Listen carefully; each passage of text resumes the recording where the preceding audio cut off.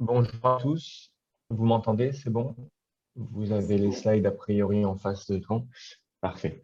Merci beaucoup de m'avoir invité et bonjour à tous. Merci pour la présentation, Jean-Paul. J'ai déjà envoyé un mail avec une ou deux questions, notamment en lien avec ce que j'évoquerai plus tard dans cette présentation. Donc voilà, au moins c'est dit. Donc le but d'aujourd'hui, c'est de vous présenter comment Carbon-Bee, un petit groupe de Valence, met en œuvre de l'IA au quotidien, littéralement, pour des applications dans l'agriculture et quels sont les métiers, les compétences, etc., qui ont été, et je m'aperçois qu'il y a une typo dans ma première slide, je commence très fort, quelles sont toutes les compétences nécessaires pour faire cela. Avant toute chose, je vais peut-être présenter rapidement ce que fait Carbon et, euh, et quelle est ma propre position dans tout ça. Donc Carbon c'est un groupe de deux sociétés créé en 2015. La société Carbon même regroupe 10 salariés en recherche et développement et on est spécialisé dans la recherche en vision par ordinateur et en intelligence artificielle. Nos compétences vont globalement de l'électronique à l'IA dans des applications plutôt embarquées, voire même très, très embarquées. Ce bureau d'études initial a eu des idées pour la création d'un capteur dit hyperspectral. Je vous passerai les détails, mais sur un capteur qui pourrait être utilisé pour faire de la discrimination rapide sur le spectre et la structure des objets qu'il observe. C'est-à-dire, on va observer un objet et via sa forme et comment il reflète la lumière du soleil, ou une lumière artificielle, excusez-moi, enfin, comment il reflète la lumière, on va essayer d'y apporter, enfin, de le caractériser, d'y détecter des choses, voilà, de raisonner sur cette image. Et ce capteur qui pouvait s'appliquer finalement un peu partout, hein, peu importe le domaine, on a fait le choix de l'appliquer dans l'agriculture, pour des raisons historiques. Et on a donc exploré diverses pistes dans l'agriculture, comme la détection de maladies, la détection de mauvaises herbes, la prise de décision en temps réel, la mesure de qualité. Vous voyez, toutes ces différentes thématiques où, encore une fois, on pouvait combiner facilement une analyse, enfin, il était intéressant de combiner une analyse de haut niveau, traditionnellement réalisée par des humains, et les nouvelles possibilités de la vision par ordinateur, et notamment, pour faire tout ça, du deep learning. Et d'ailleurs, toute cette présentation, pour que ce soit clair dès le début, Carbon Bee est experte dans le connexionnisme, dans les réseaux de neurones tels qu'ils ont été présentés en ouverture. Et c'est d'ailleurs la quasi-totalité de l'IA qu'on fait reste dans ce domaine-là. Donc, fin 2017, tout ça s'est concrétisé. Et fin 2017, on a créé une filiale qui s'appelle Carbon Biotech, qui est composée là aussi de 10-11 personnes et qui est spécialisée sur ce marché-là, sur cette thématique-là de comment appliquer ce capteur à l'agriculture dans des thématiques précises et dans une équipe qui, du coup, est dédiée à cette thématique métier-là. C'est-à-dire que si nous, Carbon Bee, on est la partie info, IA et électronique, eux, sont tout l'aspect utilisation et donc sont des personnes, des personnes, des ingénieurs, des techniciens spécialisés à la fois en agronomie et en informatique. Concrètement, tout ça, ça revient à avoir fait les trois équipements que vous voyez en face de vous. Un capteur en haut à gauche qui va acquérir les informations. Ce capteur va être monté pour la principale application industrielle actuelle de Carbon Bee sur une rampe de pulvérisation, comme ceci, vous voyez, sur cette nouvelle photo. Donc, il va être monté sur une rampe de pulvérisation, associé à un sprayer, à une buse de pulvérisation. Tous les capteurs vont collaborer au niveau d'un coordinateur, et on pourrait largement discuter de la notion de centralisé versus décentralisé, Jean-Paul, vont collaborer dans un coordinateur pour prendre la décision de où et comment il faut pulvériser en fonction de ce qui est vu au sol, en fonction de la présence ou non de mauvaises herbes, de l'intérêt ou non de pulvériser le produit qui va aider à mieux faire pousser les plantes en dessous. Voilà. Par rapport à cette analyse qui est faite en vision, la prise de décision va être faite sur le sprayer pour moduler tout ça et donc limiter à la fois la quantité d'eau, la quantité de produits, la main-d'œuvre nécessaire, etc. Pour des cas d'application traditionnelle, on va entre 50 et 80 à 90% d'économie de produits grâce à cela. Et du point de vue de l'agriculteur, qui est dans le tracteur que vous voyez sur l'image, lui, il pilote tout ça avec le petit écran que vous avez en bas à gauche. Dans les faits, au niveau de capteur, cela revient à obtenir ce type d'inférence-là, ce type de résultat-là.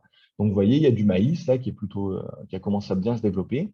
Et au milieu, il y a tout un tas de mauvaises herbes. Et donc, le jeu de l'IA va être de colorer, de détecter tous les endroits où se situent les mauvaises herbes afin que que le coordinateur puisse décider en fonction de la position, les caméras se recoupant légèrement, en fonction de la position de l'objet, de sa taille et de son importance, de pulvériser à cet endroit précisément. Et donc, en fonction de la rampe de pulvérisation qui est disponible, ça va d'actions très simples comme simplement ouvrir et fermer une buse à des choses plus compliquées comme en temps réel faire le mix qui va bien pour aller pulvériser juste le produit euh, nécessaire et éviter un peu en plus encore de surconsommation. Et une fois que tout ça c'est fait, en temps réel également, et générer une carte comme celle-ci, c'est-à-dire une carte où l'on voit tout le champ vu satellitaire et où sont reportées toutes les détections qui ont été faites ou les analyses pour les cas de mesure de qualité du sol ou de mesure de qualité de la végétation, afin d'offrir à l'agriculteur une espèce de vue macroscopique de tout ça. Comment tout ça, ça se répartit dans son champ et qu'il, du coup, il puisse se concentrer, lui, sur des décisions plus d'ordre agronomique, sur peut-être d'autres problèmes que connaît son champ, ou essayer d'interpréter, de comprendre pourquoi cette zone sont bien plus concernées que d'autres, etc. Alors, juste pour, j'ai dit que c'était du connexionnisme, donc juste pour vous expliquer rapidement comment tout ça, ça fonctionne et comment on en arrive à ces résultats-là, je vais essayer de rester simple et de pas jargonner au milieu. Euh, on a un capteur. Ce capteur, comme vous le voyez, il a trois optiques. Ces trois optiques vont acquérir trois informations différentes. Une information visible, RGB, comme votre caméra normale. Une information dans le spectre de l'infrarouge, enfin du proche infrarouge. Donc là, le but, c'est que le végétal réagit bien mieux dans le proche infrarouge. Donc, c'est de venir chercher d'autres types d'informations que ce que voit l'humain, d'aller chercher les bandes de fréquences que ne voit pas l'humain. Et enfin, une dernière source d'information qui est une tomographie, c'est-à-dire, c'est un peu par les crûments, c'est un peu la même façon dont fonctionne le scanner, vos scanners ou les IRM quand vous faites des analyses à l'hôpital. C'est à peu près la même idée. On va diffracter la lumière, diffracter l'information afin de pouvoir l'analyser plus facilement. Et là, en l'occurrence, vous voyez qu'on va diffracter la zone qui est au centre, qui correspond à l'image réelle telle que vous pouvez la voir en haut. Alors là, c'est pas très parlant, mais concrètement, c'est à ça que ça correspond. Donc, l'image que vous avez en haut dans le visible. Et on va appliquer des diffractions, qui est des filtres, pour étaler cette information et donc pouvoir l'analyser plus finement d'un point de vue spectral. Et donc, vous voyez que par contre, spatialement, on est bien plus mauvais. Et donc, tout le jeu, justement, c'est là où entre l'IA, c'est là où entre toute cette capacité d'analyse qui nous intéressait, c'est la possibilité de pouvoir fournir à une structure, enfin, un réseau apprenant, à la fois des informations qui étaient très justes et très précises, très cohérentes d'un point de vue spatial, pour les deux premières ressources, et d'autres informations qui étaient très justes d'un point de vue spectral. Et de voir quelles informations, en combinant tout cela, on pouvait tirer, quelle performance on peut obtenir de cette double analyse. Des humains, on est dans le cas de réseaux connexionnistes et on est dans le cas d'apprentissage supervisé, c'est-à-dire qu'il y a des humains qui indiquent dans un premier temps ce qu'il faut chercher et l'IA apprend à réaliser cela, à reproduire ce comportement-là.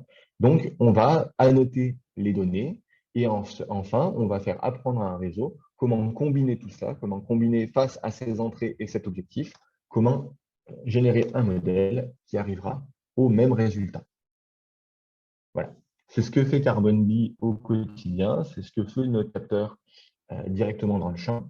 Et c'est ces prédictions que vous voyez tout à droite de mon slide qui sont envoyées au coordinateur afin que lui répartisse les traitements entre tous les capteurs. Dans le terme, là, pour plus de vocabulaire et pour les gens qui sont peut-être un peu plus initiés dans l'auditoire, nous, on pourrait s'apparenter à du Edge AI, mais c'est un poil différent. On se situe vraiment dans tout ce qu'on appelle maintenant l'IA embarqué. C'est-à-dire qu'il n'y a rien dans notre capteur qui communique avec le cloud, qui communique avec un réseau externe quelconque pendant le travail. Le champ n'a pas accès à la 4G, n'a difficilement accès à la 3G même. On est régulièrement sur des parcelles qui ont que le GSM et encore. Donc, il était strictement impossible de pouvoir ressortir du capteur pour aller demander de l'aide au niveau des inférences, impossible de faire appel ne serait-ce qu'à un coordinateur qui aurait été de- ailleurs dans la ferme ou ailleurs dans la parcelle. Les activités de Carbon Bee couvrent autant des petits agriculteurs au sens français, c'est-à-dire quelques hectares, jusqu'à des travaux en Indonésie où les parcelles font des centaines, des milliers, des dizaines de milliers d'hectares. Et donc, cette obligation d'être tout-terrain en termes opérationnels fait que le capteur ne communique pas à l'extérieur, qu'on doit apprendre sur des serveurs et ensuite déployer un modèle qui devra être efficace en temps réel depuis un capteur avec pour seule ressource ce qu'il y a d'embarquer dans le capteur. Le tout en respectant des contraintes opérationnelles et industrielles qui font que, pour des questions de coût, on ne peut pas augmenter la puissance intérieure du capteur pour rester dans l'enveloppe qui est tolérable pour l'agriculteur. On ne peut pas se permettre de trop ralentir ou de trop communiquer sur la rampe parce que si on ralentit trop, on va ralentir le tracteur sur lequel on avance, on va ralentir le vecteur. Pour vous donner un exemple, là, par exemple, pour la thématique de pulvérisation ciblée que j'illustre ici, on n'a pas le droit de faire d'inférence de plus de 100 à 150 millisecondes. Si une inférence complète, vous voyez, donc le passage des trois informations que vous voyez à gauche à la prédiction qui est à droite prend plus de 100 à 150 millisecondes dans le capteur, c'est fini, on a raté l'image d'après, on a demandé au tracteur de s'arrêter, de ralentir son rythme, et ça, c'est pas acceptable. Pour que vous ayez une idée des vitesses correspondantes en termes de vecteurs, on est en fonctionnement nominal autour de 20 km/h pour les tracteurs. Et en faisant quelques compromis supplémentaires en termes de détection, on peut monter jusqu'à 40 km/h pour d'autres types d'applications. Donc le but, voilà, c'est d'être capable de segmenter une image, de passer de ces trois informations à celle de droite en 100 à 150 millisecondes depuis une plateforme embarquée au milieu d'un champ et n'ayant accès à rien d'autre. Ah, et petite subtilité qui se rajoute à tout ça, on est des industriels avec une application particulière, donc tous les préapprentissages et autres astuces basant sur les morceaux de données acquises par Facebook, Google, etc., donc par exemple les bases de données ImageNet et autres, ne sont pas employables pour des raisons de droit et de licence afférentes. Donc, chaque dataset, Carbon Bee a dû acquérir toutes ces données, a dû se constituer son propre jeu de données, sa propre collection de données afin de pouvoir nourrir les IA qui sont présentées. Et pour clore tout cet aspect contrainte et bien vous faire comprendre tous les métiers du coup qui sont impliqués par tout ça et les compétences qui sont nécessaires pour y répondre, une dernière petite subtilité. Là, c'est quelque chose qui est relativement facile à faire que je vous montre, c'est-à-dire détecter des mauvaises herbes au milieu d'une prairie.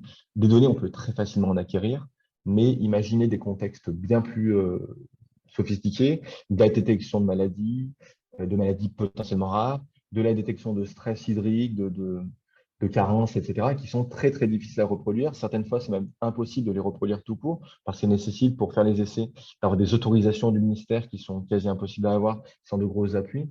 Donc, il faut immédiatement partir du principe qu'on va avoir très peu de données et donc bâtir des structures apprenantes qui sont capables de généraliser, de faire ce genre de prédiction à partir de très, très peu de données. Et donc là, éviter la surenchère au niveau de la taille de la structure ou au niveau de sa complexité. Mais quelque part, ça rentre aussi, ça correspond bien à la contrainte économique. Donc, c'est cohérent. C'est globalement cohérent. Mais ça coupe pas mal de pistes. Et là aussi, ça oblige à avoir des gens qui ont cette sensibilité-là, cette envie-là de rechercher des solutions très innovantes pour des contextes très embarqués. Alors, c'est naturellement que passer la preuve de concept, réunir autant de compétences, vous voyez, qui vont de l'optique pour la fabrication des tomographes jusqu'à l'électronique pour l'embarquer, en passant par de l'IA, du système, de l'agronomie pour comprendre tout ça et les compétences d'annotation. Vous doutez bien que c'est impossible de réunir tout ça dans la même personne. On ne peut pas à 1, 2, 3 réussir un tel compromis. Et donc, il va falloir constituer des équipes complètes, cohérentes, où chacun apporte une brique, un sous-ensemble à la thématique générale et qui va permettre, hein, en collaborant, en échangeant, d'arriver in fine à ce que l'on souhaite. Et c'est très intéressant parce que ça permet d'avoir pour chaque problème énormément de points de vue, énormément de prismes différents pour analyser une situation. Et d'un point de vue à la fois humain, industriel et même scientifique, c'est très, très enrichissant. Et ça nous permet de régulièrement publier d'ailleurs sur ces sujets-là. Et Carbon Bee a une vraie volonté, une vraie action de publication. On vient d'achever là une test chiffre mardi dernier. Donc enfin, c'est un domaine qui bouge beaucoup et donc on essaie de se tenir à la page et d'être, malgré toutes nos contraintes, de rester sur des choses qui sont innovantes, y compris dans les aspects IA. Le jeu, naturellement, tout ce que je vais vous dire, enfin tous les métiers, les exemples de profils réels et de personnes réelles que je vais vous présenter par la suite, sont limités par mon propre point de vue. C'est-à-dire, n'oubliez pas que nous travaillons dans l'embarqué pour faire un détecteur et qu'il est en application sur l'agriculture. Du coup, vous doutez bien qu'il y a toute une part des compétences, toute une part des métiers concernés qui va tourner autour de l'agriculture.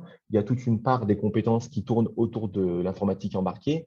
Et donc, forcément, on va trouver plus d'électroniciens et de développeurs embarqués chez nous que de gens spécialisés dans le web et les technologies afférentes. Forcément. Donc, tout mon discours est teinté, mais je trouve que c'est ça aussi qui rend les choses intéressantes, c'est de voir un cas particulier de tout ça. Et donc là, je vous propose juste en 2 temps pour cette présentation de vous présenter les différents métiers, les différents corps de métiers et grands groupes de personnes de Carbon Bee qui permet d'arriver à cet objectif-là et ensuite de faire le focus sur 3-4 personnes, histoire que vous ayez une idée de concrètement, ça donne quoi comme type de parcours et comme type de travail au quotidien, ces titres de job-là. Hop. Donc, le processus global, pour que vous ayez une idée des jobs concernés, le processus global va être tout d'abord réaliser un capteur capable d'accueillir des données. Par définition, le capteur que vous avez vu tout à l'heure, il a bien fallu le faire. Il est entièrement fait en France, entièrement fait par les équipes de Carbon Bee. La seule sous-traitance, c'est concrètement fondre les cartes, comme tout le monde en Chine, pour récupérer les PCB et autres. Mais mis à part ces aspects-là, tout l'assemblage, etc., est réalisé par Carbon Bee, de même que le système, l'IA, etc., c'est tout interne. Les librairies employées sont open source. C'est un système GNU Linux avec des librairies d'IA, telles TensorFlow, TensorRT, etc. Mais tout ça est assemblé ensuite par Carbon Bee. Le réseau a été structuré manuellement pour s'adapter aux données très particulières qu'on utilise. Donc, tout ça étant fait en interne, il faut forcément réunir déjà toutes les compétences et tous les corps de métier que vous connaissez bien pour la réalisation d'un capteur. Et la spécificité de l'IA dans ce cas-là, c'est de s'adapter au type de matériel particulier que va utiliser un capteur comme le nôtre. Donc, les GPU de NVIDIA pour ne pas les citer, c'est-à-dire comment on travaille avec un GPU embarqué, quelles contraintes ça pose, quelle librairie ça nécessite, prendre en compte la fourmi que nous sommes dans ce monde-là. C'est-à-dire qu'actuellement, le domaine du GPU embarqué, c'est tiré par les véhicules autonomes. Et les principales demandes, les principales écoutes de NVIDIA et de ses concurrents sont sur ce public-là. Quand on arrive avec un problème sur leur matériel, et ça nous est arrivé très, très fréquemment, on n'a très peu d'oreilles de leur part, à la mesure où le début de la discussion est sur le volume de cartes que vous commandez à vos revendeurs locaux par an. Si ce volume est jugé trop faible, alors ce n'est pas pertinent de discuter. Si on revient ensuite avec plus de détails techniques et qu'ils s'aperçoivent que, effectivement, ça pourrait faire sens pour d'autres domaines où il y a plus à gagner, alors oui, ils bougeront, mais ça reste très compliqué. Et donc, voilà, ça, c'est une première contrainte, un peu par cœur d'IA, de mon point de vue, qui est que le matériel n'est pas forcément celui avec lequel on a l'habitude de travailler, même dans l'embarqué. Et le pire étant, pour tout ce qui est NPU, pour ceux qui ne sont pas familiers avec l'acronyme, c'est les unités de traitement neuronal.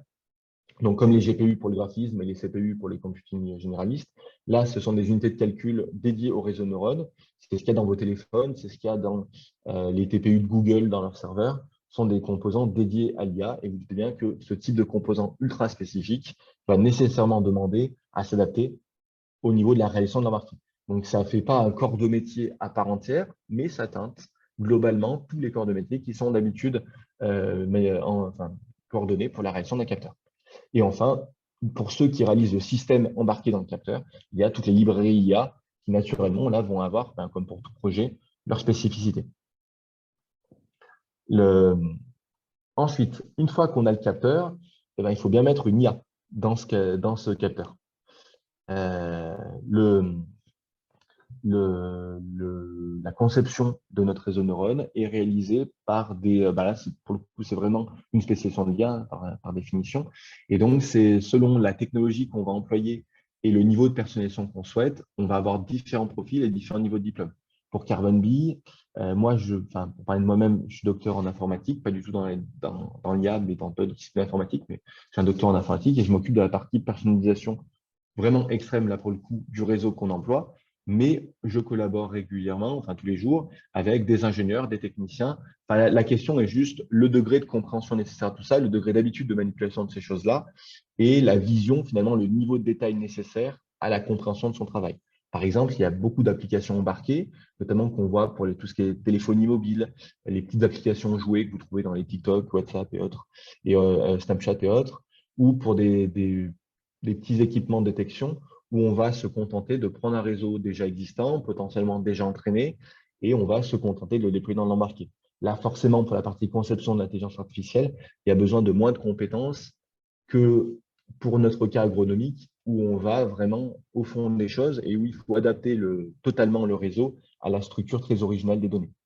Donc, vous voyez, c'est pour le coup un métier qui est vraiment dans la conception d'un système apprenant qui est totalement nouveau, ou tout du moins totalement spécifique, mais pour lequel le niveau de diplôme et le niveau de technicité requis dépendent clairement des intentions et des volontés qui sont derrière, des ambitions industrielles qui sont derrière. Une fois qu'on a de quoi apprendre et de quoi acquérir la donnée, eh ben, il va falloir, pour le coup, réellement l'acquérir. Il va falloir aller acquérir les données en question. Il va falloir les annoter.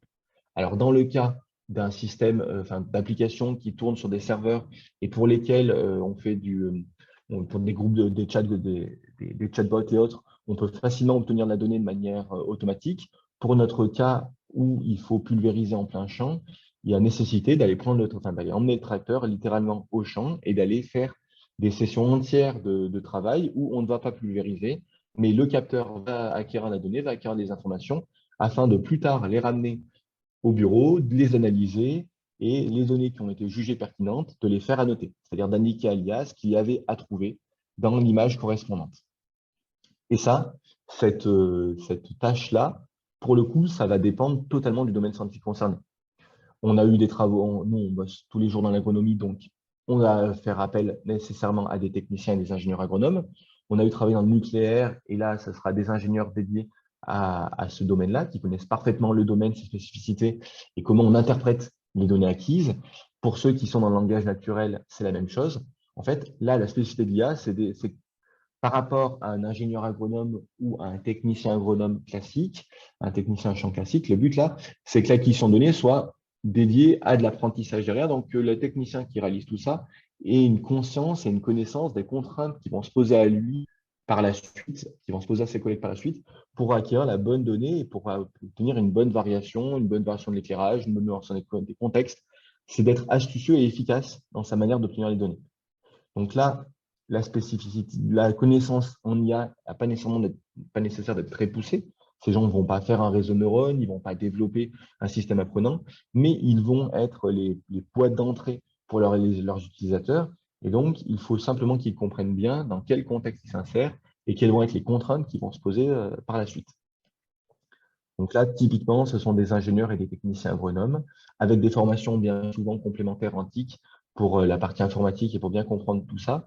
Euh, et pour la partie annotation, c'est-à-dire là, réellement indiquer à l'IA ce qu'il faut trouver, on va faire régulièrement appel à des gens, par contre, très, très calés. C'est-à-dire que s'il faut détecter, tout à l'heure, je montrais des mauvaises herbes, s'il faut détecter des chardons, par exemple, c'est relativement simple parce que pour le coup, la compétence agronomique sert exclusivement aux détections des différentes espèces de chardons et à leur classification. Et là, on vient quasiment, enfin même pas quasiment, on vient totalement chercher des compétences plus de botaniste finalement. Alors que si le but, c'est simplement donc là, on vient chercher les botanistes pour de la précision, mais pour le tout venant, c'est assez facile de détecter les chardons, ça n'a pas beaucoup de questions à se poser. À l'inverse, quand il faut discriminer une maladie particulière par rapport à une carence spécifique, alors on va régulièrement faire appel à des ingénieurs, voire même pour d'autres travaux, on fait régulièrement appel à des docteurs des disciplines concernés, des spécialistes qui ont, pour le coup, littéralement un passé de recherche dans la discipline pour nous aider à les interpréter et à comprendre les implications dans les données en question et à comprendre comment présenter efficacement les données à notre structure apprenante. Une fois les données acquises, une fois qu'on a un réseau, un capteur qui a acquis des données et que les données sont arrivées à Carbon Bee et ont été annotées, alors on peut réellement commencer à les exploiter. Et là, c'est tous les métiers que vous connaissez bien, ou tout du moins dont vous avez forcément entendu parler, et qu'on nomme data scientist. Donc là, le but, c'est vraiment des gens qui vont analyser tout ça, qui vont essayer de comprendre les corrélations avant de réellement lancer le training, qui vont comprendre les corrélations, comprendre les intrications, comprendre les tenants et les aboutissants de tout ça, afin de pouvoir présenter les données au réseau de la manière la plus efficace et efficiente possible. Parce qu'effectivement, enfin, pour le coup, petit aparté, mais qui fait sens dans ce point-là, c'est de bien comprendre toutes les contraintes que j'ai posées tout à l'heure sur la structure du réseau font qu'on ne peut se permettre des approches à la GAFAM ou à la BATX où l'on va bâtir un réseau énorme en se disant que peu importe les biais et autres corrélations fallacieuses qu'on a introduits dans le jeu de données, ce n'est pas grave, la taille du réseau et la quantité de données devraient suffire à contrer tout ça. J'ai dit tout à l'heure, on va se baser sur des tout petits réseaux de 1000 fois, 1 million, 1 milliard même de fois plus petits que les derniers réseaux annoncés par OpenAI, les GPT dont on parlait en introduction. On est à des millions, voire des milliards, oui, même des milliards d'ailleurs, de fois plus petits qu'eux en termes de capacité d'abstraction du réseau. Et donc, avec des milliards de fois moins de capacité d'abstraction, il faut l'aider un peu, et l'aider, c'est-à-dire présenter de manière efficace, présenter de manière pertinente les données, afin de lui simplifier le travail d'extraction des corrélations et de lui permettre de généraliser efficacement sur les données qui lui sont proposées. Donc là, c'est un vrai job, c'est un vrai job excessivement complexe et excessivement exigeant, parce que pour le coup, c'est des personnes qui doivent être à l'intersection entre de l'informatique pour comprendre les enjeux des outils qu'ils emploient. Ils n'ont effectivement pas besoin de comprendre le fonctionnement le total du réseau de neurones et pourquoi on a mis telle couche et pas telle autre. Mais par contre, ils doivent bien comprendre l'enveloppe, l'aspect boîte noire et comment tout ça, ça s'analyse en boîte noire. Un peu de maths pour tout de même avoir des grandes idées des concepts et de bonnes connaissances dans la science concernée afin de pouvoir, là aussi, être pertinent également d'un point de vue du domaine métier concerné, d'un point de vue agronomique pour nous. Enfin, on le néglige trop, et je le vois trop souvent négligé dans toutes les présentations sur l'IA et sur les métiers de l'IA. Il y a tout de même un énorme, mais alors même monstrueux, bout d'ingénierie logicielle à faire. Enfin, le réseau, c'est une chose, mais tout ce qui va autour, depuis tout à l'heure, j'en parle, hein, il faut faire la notation, il faut proposer les données, il faut les analyser, il faut les interpréter. Enfin, tout ça, c'est de l'informatique ultra classique qui n'a pour le coup rien, enfin, qui oui, est teinté forcément par les mécanismes et les contraintes posées par l'IA, mais pour le coup, qui reste de l'informatique, du développement logiciel classique. Et c'est surtout ça que ça repose. Le réseau, enfin, la partie réseau de Carbon Bee, c'est peut-être 5% du code, 95%, c'est tout le reste. C'est comment on va, parce que concrètement, comment on va passer d'une image acquise, enfin de 3 images acquises euh, par les capteurs que j'ai proposés tout à l'heure, là je parle des CMOS, hein, littéralement, par les CMOS, jusqu'à les avoir dans la bonne forme et la bonne présentation pour qu'un réseau de neurones puisse les consommer, faire sa réponse pour dire que là, voici les zones où j'ai identifié les mauvaises herbes recherchées, et que tout ça, ça a retravaillé derrière afin d'être envoyé sur un bus matériel à un coordinateur qui va prendre ses décisions. On se dit bien que tout ça, pour le coup, ça ne nécessite pas, et naturellement, toute la partie apprentissage et autres nécessaires à la réalisation du modèle. Tout ça, ça ne nécessite pas de grandes compétences en IA, mais ça nécessite des postes qui ont été tous teintés des contraintes et des spécificités que ça pose. Toujours la même chose, les librairies, le matériel, le fonctionnement mathématique de tout ça, les biais qu'on peut introduire, etc. Donc, c'est du job classique pour le coup d'ingénieur informatique, mais teinté par nos contraintes opérationnelles, par le domaine mentionné. Et enfin, et je pense que la si grande catégorie, c'était suffisamment explicite pour que tout le monde puisse bien voir les tenants et les aboutissants. Le dernier, le dernier job et pas des moindres, c'est l'exploitation des modèles. C'est-à-dire concrètement le terrain. Les gens qui vont aider, tant qu'on n'en est pas à un produit sur étagère qu'on peut littéralement installer sur une rampe et ensuite laisser le technicien appuyer sur les boutons de son écran et ça suffit, c'est les gens qui vont accompagner le, le processus de A à Z, qui vont discuter avec les agriculteurs pour comprendre la problématique, qui vont superviser les acquisitions de données, qui vont ensuite déployer tout ça, encadrer l'exploitation de données pour obtenir les modèles et qui justement représente le cran d'après, le cran d'au-dessus. Le modèle est prêt et maintenant il faut l'exploiter dans un contexte réel. Et donc c'est tout ce qui va autour de cette exploitation-là. Là aussi, pas enfin, je suppose qu'il y a plein, enfin, pour le coup, il y a plein de métiers dans l'industrie, surtout dans des industries ultra appliquées, comme avec une thématique aussi précise que l'agriculture, qui ont ce besoin-là. Mais pour le coup, dans l'IA, la spécificité, c'est l'espèce de grand écart entre des maths, de l'informatique et l'agriculture. Et le grand écart doit être fait permanent. Et un grand écart avec 3 pieds, c'est compliqué. Pour juste, et ne pas enfin, ne pas être trop long, et je pense que j'ai déjà dépassé le délai autorisé. Donc, j'ai juste donné quelques exemples précis pour vos étudiants et autres, voilà, de comment, enfin, quel parcours on peut trouver dans tout ça. Donc, Audrey, donc salarié, ce sont tous des salariés Carbon B et Carbon Tech, hein. Carbon Black Tech. Donc, Audrey, qui est une technicienne agronomique, donc c'est quelqu'un qui a un BTS en agronomie et qui a une bonne connaissance globale des maladies, des plantes, etc. Et donc, son job à elle, c'est de passer ses journées, littéralement, il n'y a pas d'autre mot, à faire le travail que vous voyez là. Comment on passe de l'image de gauche à l'image de droite.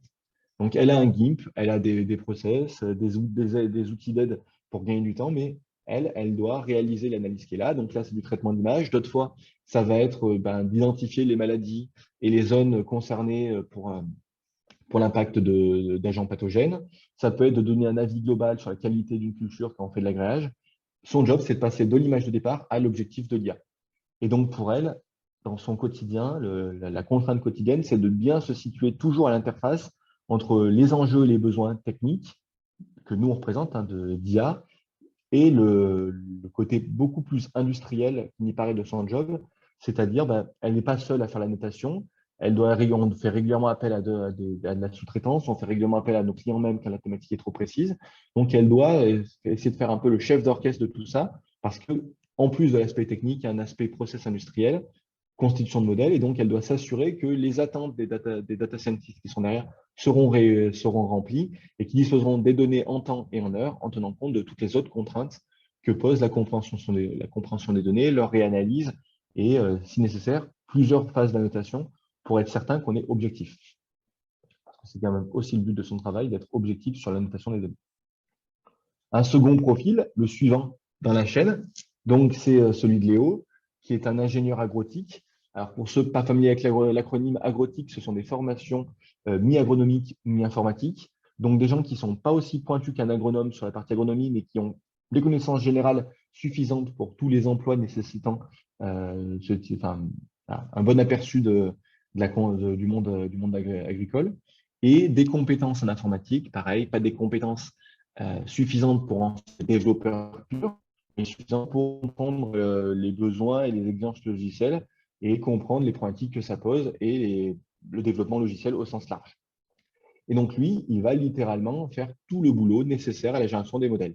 C'est lui qui va récupérer, enfin, qui va construire les datasets, récupérer les annotations d'Audrey, qui va se réfléchir à la pertinence de son dataset, à l'équilibre des différentes thématiques, l'équilibre des différentes variabilités, c'est littéralement l'utilisateur de la partie technologie IA. C'est lui qui va se passer de rien à un modèle qui ensuite sera déployé dans le capteur et envoyé au champ. Donc, c'est un boulot clé, c'est un boulot exigeant. On ne vient pas chercher des experts du domaine. On n'a pas besoin qu'ils soient experts agronomiques ou experts informaticiens. On a besoin, par contre, qu'ils soient un excellent généraliste, c'est-à-dire quelqu'un qui est capable d'appréhender la globalité de la problématique sans s'attarder trop dans les détails, de manière à être efficace dans la réponse qu'il apporte. Pour la partie exploitation, alors là, désolé, je n'ai pas de photo, si ce n'est celle que j'ai présentée tout à l'heure des rampes et de la pulvérisation dans les champs. Donc, c'est le profil d'Arthur. Là, on est clairement sur du couteau suisse.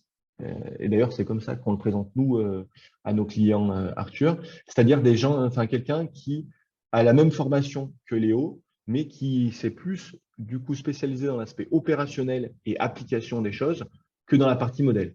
Donc, lui, effectivement, sait comment lancer un apprentissage. On lui a fait la formation nécessaire au lancement d'apprentissage, mais ce n'est pas le cœur de son travail. Le cœur de son travail, c'est d'accompagner globalement une thématique ou un client selon le besoin, de l'émergence de la problématique d'un point de vue agro jusqu'à sa réponse avec un modèle opérationnel qui va marcher dans les champs.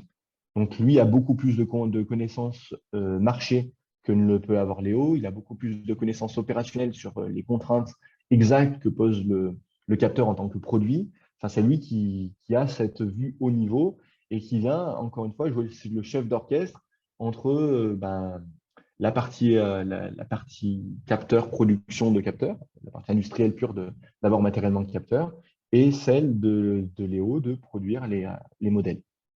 Et donc là, on est sur des formations d'ingénieurs et de collaboration avec, pour le coup, c'est sans doute celui qui collabore avec le plus large spectre dans Carbon, c'est-à-dire qu'il va collaborer avec des gens qui sont plus proches doctorat ou docteur pour la partie conception et analyse recherche, jusqu'à des techniciens ou des agents spécialisés pour la partie production, soudure, etc.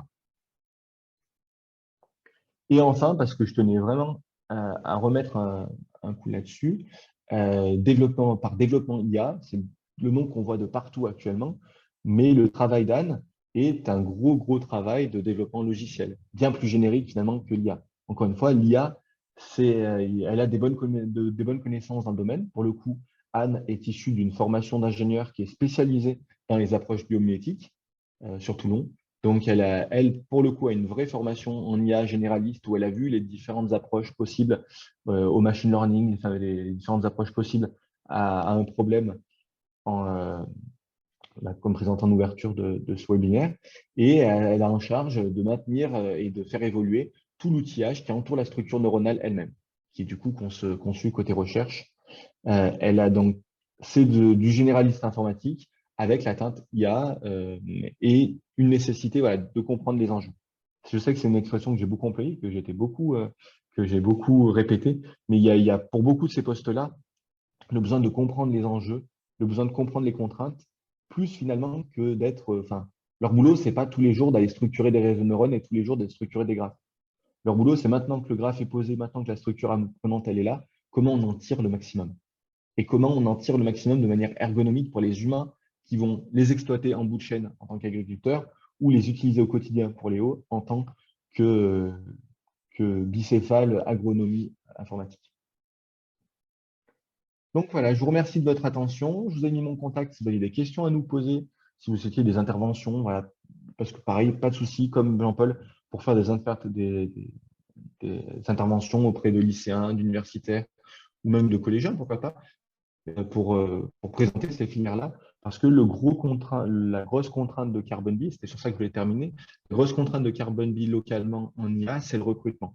C'est de trouver localement des gens qui soient, encore une fois, compétents dans leur discipline et qui aient cette sensibilité ou cette envie de se spécialiser, de découvrir toutes les teintes et toutes les complexités que vont introduire l'IA. Et c'est pas si facile, surtout quand l'offre d'emploi est énorme côté Grenoble, côté Lyon, enfin dans le bassin, l'offre d'emploi est énorme sur les grandes villes. Et donc, pour des petites structures valentinoises, c'est toujours très compliqué de faire du recrutement. Et donc, s'il faut aller recruter, enfin, s'il faut aller faire du prosélytisme plus jeune pour arriver à guider une génération à se lancer dans ces métiers-là, ce sera avec très grand plaisir. Merci à tous et je répondrai à vos questions.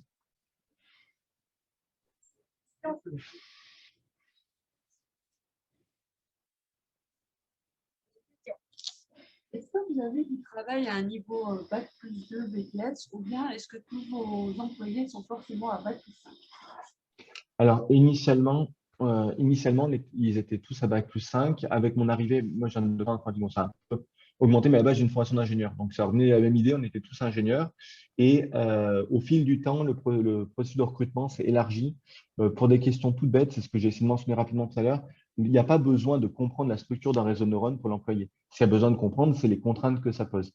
Et donc, finalement, pour la partie agronomie, par exemple, Audrey qui fait la partie annotation à un BTS.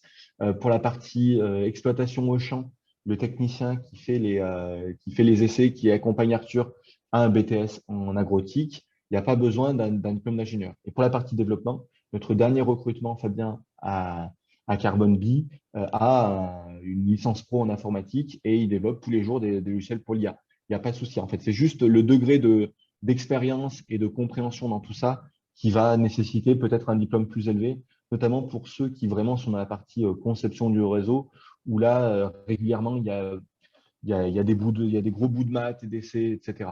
Maintenant, moi, à titre perso, je ne suis pas certain que la plupart de ces boulots se régleraient pas, là aussi, avec des techniciens bien formés ou des ingénieurs. Enfin, le doctorat n'est absolument pas une stricte nécessité.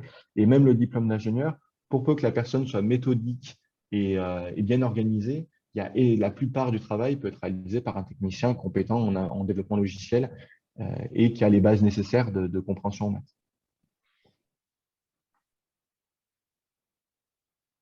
Est-ce que ça répond à la question?